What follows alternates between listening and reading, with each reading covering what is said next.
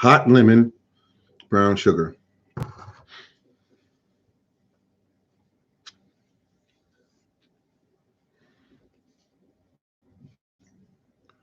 Oh, thank you for the thumbs up. I appreciate that. Thank you.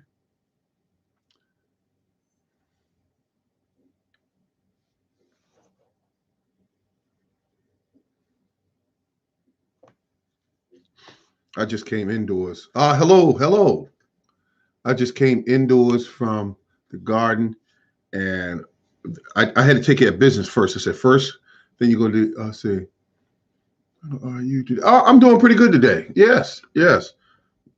I got up, went out, did some work in the yard. First, it was work has to be done and work that I like to do.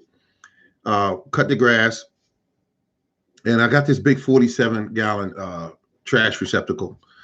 And so what I did is I saw how much, because it's the first time I started using my lawnmower to collect grass clippings. And I got to tell you, it's just weird doing it. First of all, the bag, it loads up fast. I didn't realize how fast it loads up, but it does a really good job at mulching the grass clippings up into a fine mulch. That is going to prove to be invaluable because what I did was I had I cut the front yard, almost filled the trash receptacle up, almost filled it all the way up, and that's going to be beautiful when I go mulching around my plants. That's going to be really a great thing to do. So here's what I did. I got down today. I learned some things today. The mulching part is going to be fun. But when that bag gets heavy on that lawnmower, I learned that's a bit of a challenge because you got to know when it's full. When you start dragging and you know the weight of that lawnmower, you said, wait a minute, it's full. You go and it's not quite full, it's just half full. But yesterday it rained, so the grass is somewhat wet. So when it drops, I'll get a true account how this method is going to work. But I was going to drag a tarp behind me, but I see some benefits in the 47 gallon trash receptacle. I see a better deal in that. Say hello, good sir. Good sir. Oh, hello. All right. But what got me was that I started using it today. I said, put it around some of the plants in the pots. And I think I have some video of it I'll put up later on. And so I just want to see what would be like. And I got to tell you, it's very wet. Today it was very wet. So I want to see what it does when I do it on a dry lawn. It was very difficult to cut because, again, it was heavy. So at any rate, when I do have some grass clippings that get too soggy because they're in the receptacle too long, I didn't use all of it. I could pour it around trees, around my fruit trees. So I've been using that kind of fertilizer for years, and it works really well. But one thing it does, you got to pour it at the right time of year because with all that nitrogen in the grass, it really makes everything grow. And so sometimes you don't want a lot of growth in your fruit trees. You want just basically a lot of bloom because all the trees are about the size I want them to be. So I can put it around trees that are still very young on my property. Good thing about my fruit trees this year, every single one of my fruit trees, except for one, two, I guess about two, did not bloom. And it's that one that I purchased about 3 or 4 years ago. It's called a pear, a delicious pear. Purchased it at Stanley Brothers, Stock Brothers, excuse me. And it has not done anything yet. And I'm using fertilizer to try to stimulate it into blossoming. We'll see. This is really good. It's just, I take the lemon, cut it up in slices, put it in the water, boil it. While I'm out there in the yard, let it boil and come back in, add some brown sugar, pour it into a cup like this. And what it does is it curbs your appetite. It speeds up your metabolism. And it helps with your stomach too if you have any stomach problems. So this is good stuff here. So I think that's going to be part of my diet, just lemons sometimes. Let's see. So let's get back to what I was saying is that I went out, I fertilized all my grapevines. I hit them with some nitrogen because I want to see them start popping out and growing, not just sitting there. I hit them with that nitrogen. And I found something in my yard that also I hit my kiwi plant. I want to not forget that. I hit my kiwi plant with some nitrogen as well. And then I got my mixed fertilizer that I use. So I hit them actually both. So I got to looking down at my yard and I saw that something looked different. I grew a lot of, here's what happened. One year I grew some collard green and kale. And everything was growing great. It went to seed. The seeds dropped. The ground was filled with it was filled, completely filled with all of these plants that just came alive. And here's what happened. Then I hurt my knee.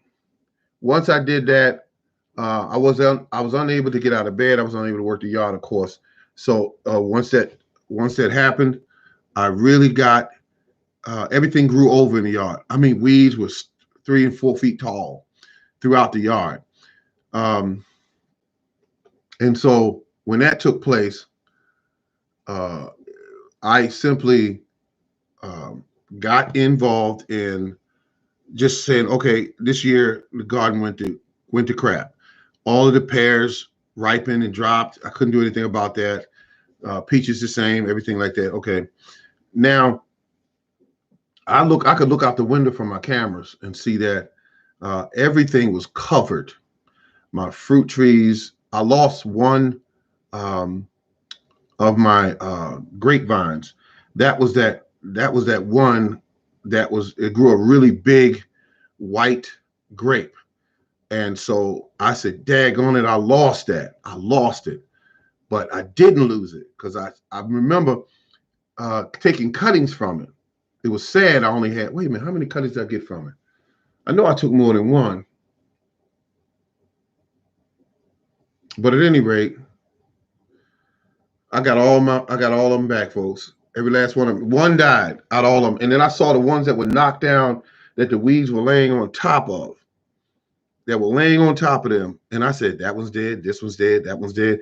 Because they took a while to come back. And so what I noticed was that when I went out there, because the vine was laying down, it actually, the vine that was hitting the ground actually rooted in the ground. I said, this is, wow, these old vines still can root from the main trunk.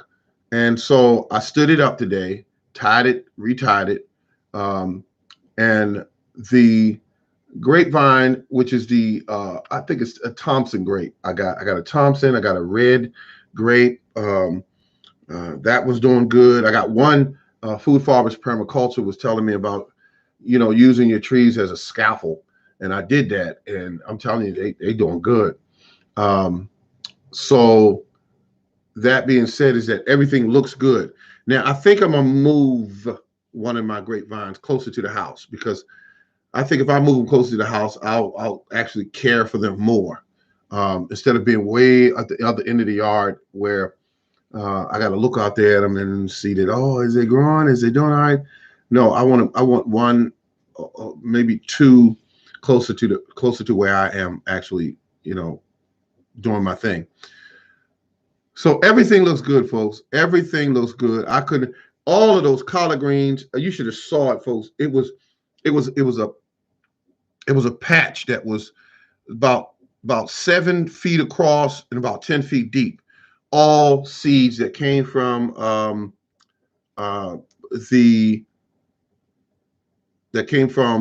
the plants that got killed by the weeds, because they were growing and doing well and everything. But I could not believe that they went through the winter, ice and snow. The weeds had covered them completely over. I went out into the yard. I mowed everything down, to ground level. And what do I see when I go out there today? This is when you got good soil. Hello, how you doing, Miss Miller? All right. What I saw was the ground completely covered in kale. And I believe there was collard greens in there too. So what did I do? I went out there and I fertilized them. That's what I did. I said, if these are volunteers and I get this many coming back, I'm not going to mess with them. I'm going to feed them and help them to grow. And that way I don't have to plant any, because I was going to plant some this fall and this winter, but I saw what's going on there. It's a beautiful thing, folks. Worms, they're not big, but they're everywhere throughout my yard. And I love that, because I worked hard to see that kind of return. I worked hard.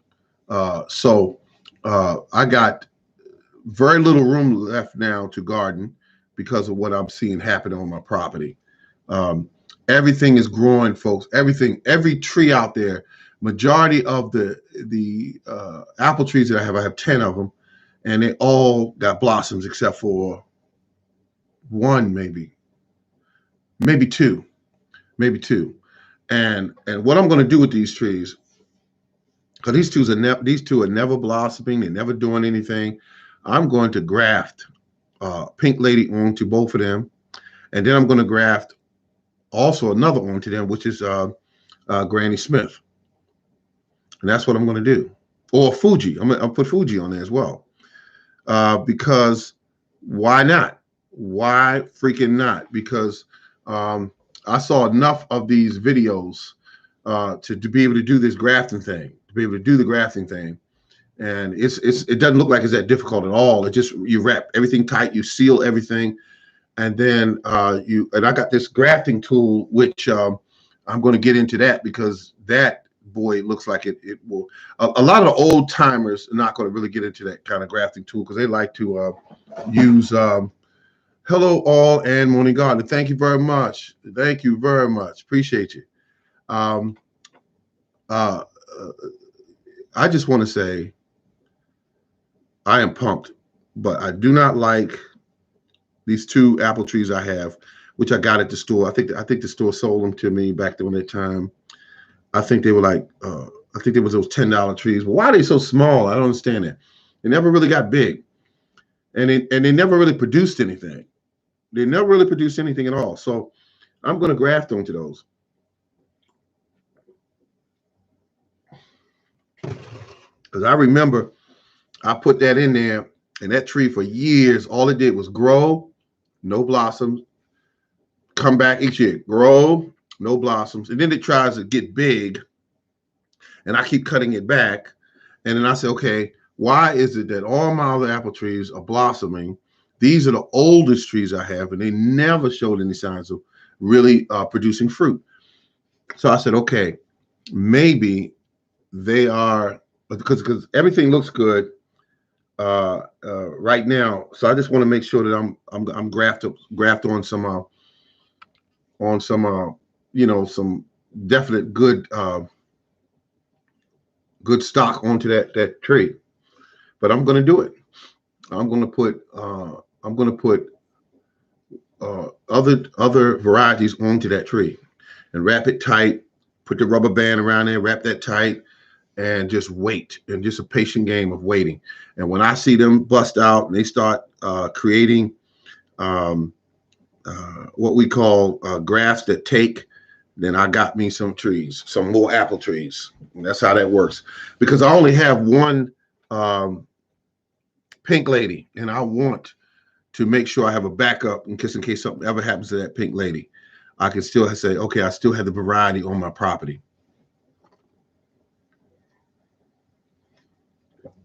That is really good. So I got everything working. Let's see, cheap black. What? Yeah, I can use electrical tape, but I did wind up buying something called parafilm, and so I'm gonna use that, just for the heck of it, the parafilm. But yeah, black electrical tape is a good option. Yes, absolutely. But I'm going to I'm going to do that because before it gets too hot, because we're starting to get days in the 60s and that sort of thing. So I got everything I need. I just don't have, only thing I don't have right now in my possession are, I think I got 2 rubber bands. So I got to buy some rubber bands probably tomorrow and go ahead and I want that seal to be tight for those 2 Cambrian layers to touch and stay touching so that when it blossom out, I say, got it. And that's the only thing I want to be able to say is got it. It took. And I got that grafting tool. Now, this I want to show you. I used this today. Didn't know I had it in my stock. This right here. Everyone has seen these. They've been out there in the stores. I say it is a new 80s here. It is already hot. Oh, it's in the 80s there. Okay, okay. Yeah, everything's bumping where you are. This here was 75 cents. I bought, I think about 10 of them, I think. 75 cents because they had a clearance. I try to tell people to go out and find this stuff.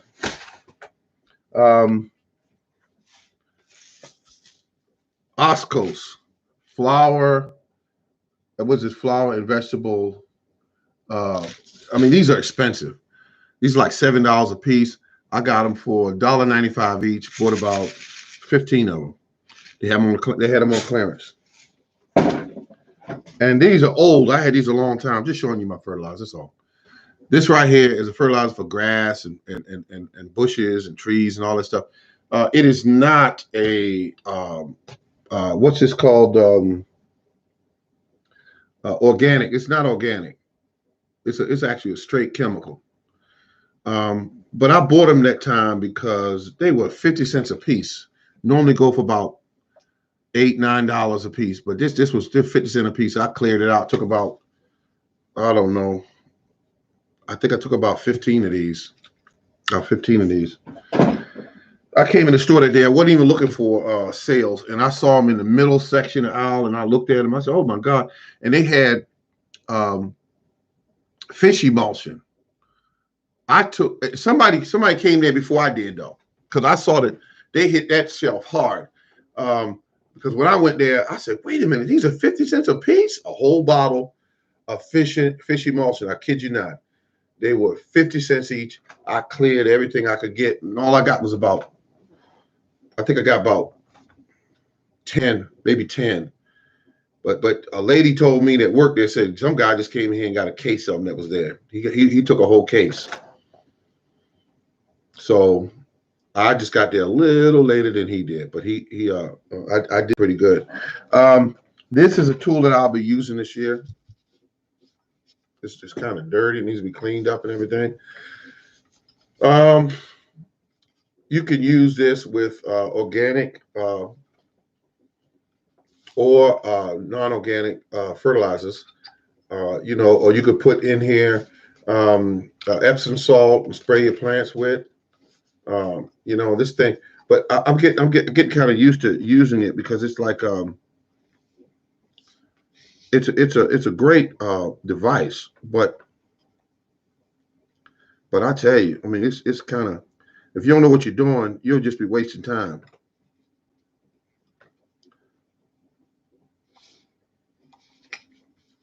And you just turn this knob here.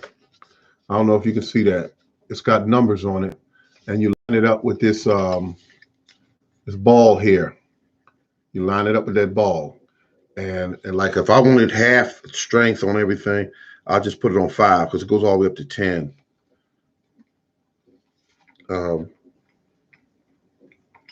There, it's on 5, and that's what you want to do. And it's got all this information on it to read through and see if you know what you're doing the correct way. All right, and that's it. Select 1 through 10, and that's it. Now we starting to get a little cloudy out here. I said I was going to go out and I got one more tree I want to check and see if it's got any blooms on it at all. Also, I got to find out with those other 2 apple trees where I'm going to do my grafting to, because I know that I'm going to do my grafting very soon. before it gets too hot. Is Epsom salt really good for your plants? Well, I've been hearing the rumors as well, and only thing I know is this. Here's what I'm gonna say to you.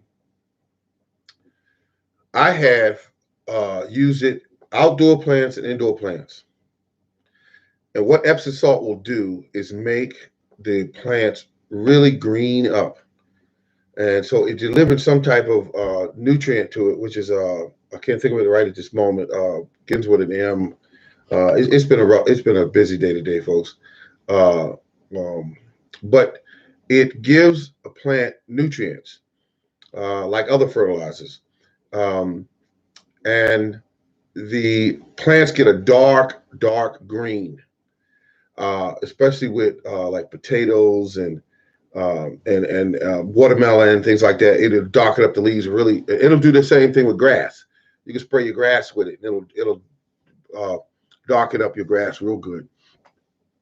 Is there a difference in the Epsom salt they sell in the drugstore and the one in the garden section? No, if you get regular Epsom salt is Epsom salt. Now, in some of the beauty supply stores, they mix certain colognes and things like that into it. Yeah, you don't want to use that. You want to just get straight Epsom salt. Some people actually go to the dollar store and get the Epsom salt because they can get a good deal on it, so to speak. Yeah, it's the same. It's the same Epsom salt. I use them both.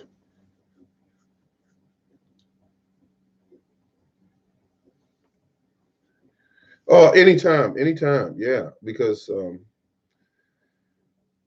I just say to myself, wow, I just love this gardening thing, man. It's just incredible. It's starting to darken up out there. Well, I guess I better get out there, folks, because I just want to check the two plants. The most success you can have with your plants is actually go out there on a daily basis and check on things. Check on them. See what's going on with your plants. Do not just say, okay, they're all right. Don't do that because things could be changing out there and you don't know it, and you want to make sure you stay on top of everything. If you see bug infestation start, you could look and say, oh, I better do something. You can look around and say, oh, these plants are dry. They should have been watered. Oh, my goodness. It was really hot today. These plants are really limp. You want to be able to stay on top of it. Watering early in the morning is the best, but if push comes to shove, you can't do it then and get it in the evening, later in the evening when the sun starts to go down. But you want to make sure also you mulch around your plants. Try that this year if you have never done it before. You can use straw, you can use leaves, you can use grass clippings are very plentiful this time of year, especially in the spring and summer, grass clippings. So you put it around the plant, 2 inches thick, about 15 inches in circumference around the plant. And I got to tell you, it will keep the ground moist. It will keep the ground warm. It will keep the ground temperature regulated.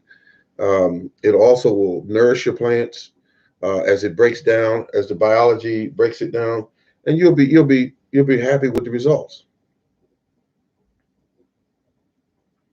All right, good people. This has been the Morning Gardener Show. Thank you very much for tuning in, and I will do this again. And today I just did a stop by. Happy gardening. See you later. Thank you very much, Miss Miller. All right now. Take care, everyone, and remember to keep on growing.